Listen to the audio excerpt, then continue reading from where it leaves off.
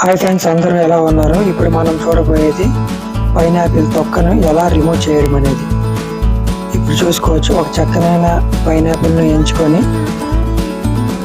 ఎంచుకొని దాన్ని మిషన్లో పెట్టుకోవాలి. ఇక్కడ చూపించిన విధంగా మిషన్లో పెట్టుకున్నట్లయితే ఆ సెంటర్లో మధ్యలో ఉండేటట్టు చూసుకోవాలి.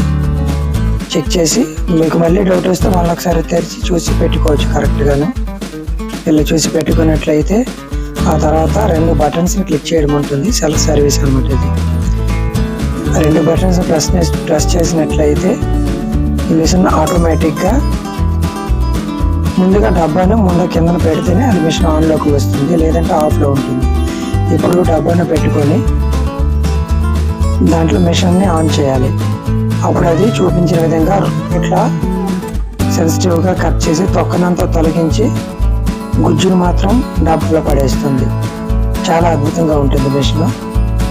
జస్ట్ ఒకే సెకండ్లో మాత్రమే కట్ చేస్తుంది. 1-2 సెకండ్లో టక్కన కట్ చేసి మనకి ముందులో పెడుతుంది.